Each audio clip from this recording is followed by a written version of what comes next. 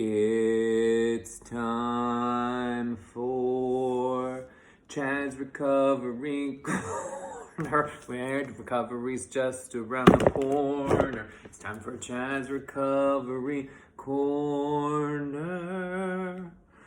which nobody can deny. Hello, and welcome to a late day edition of Chad's Recovery Corner, where this time I fixed my hair during the theme song, because vanity and looking at myself in the camera is something I'm working on, and being able to just be okay with it. Baby steps.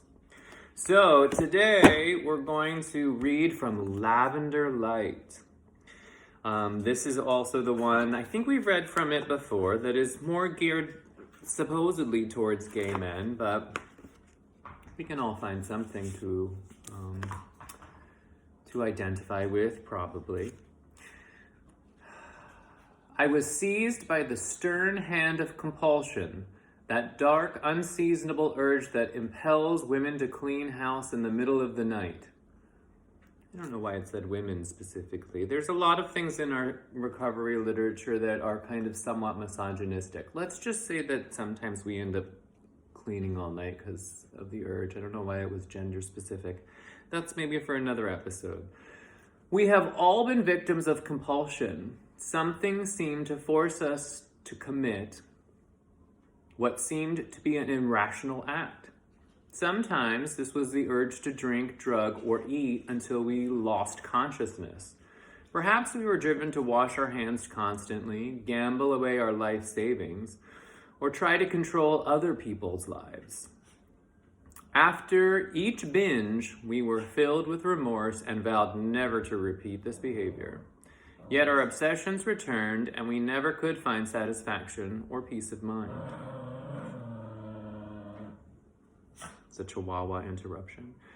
We lived in dread of discomfort or the unexpected. To break this cycle of self-destructiveness, we learn in recovery to rely on a power greater than ourselves. Turning our will and our lives over to our higher power takes away the need to change our mood anytime we feel uncomfortable.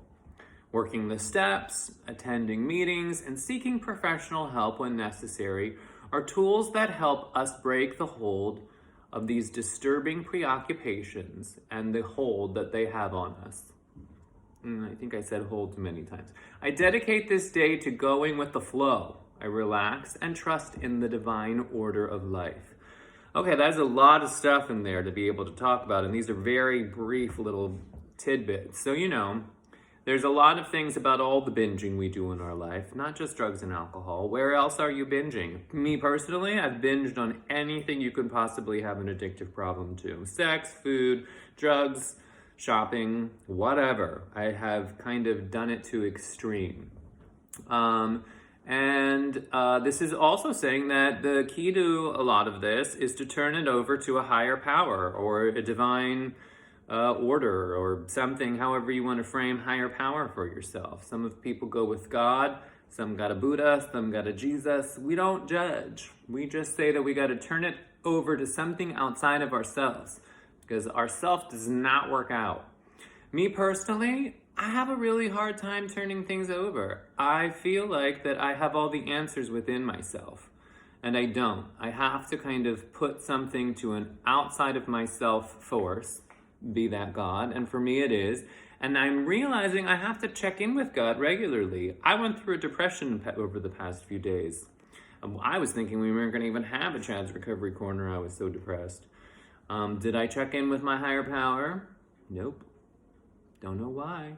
I did check in with my sponsor and a few choice friends, but I think I need to connect with my higher power as well. Okay, so, wherever you are on your journey, nobody's trying to force a higher power down your throat. So let's take a sip from it's just a giraffe mug. It has really nothing sobriety related. I just like giraffes. So let's take a sip from our giraffe mug. Swallow that reading down. We also have cookies today, but we only have 2 cookies so that we're not trying to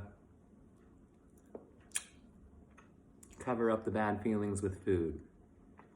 Just enjoying a little something and being mindful. Happy Super Bowl if anybody gives a shit about that. Lots of love. See you next time.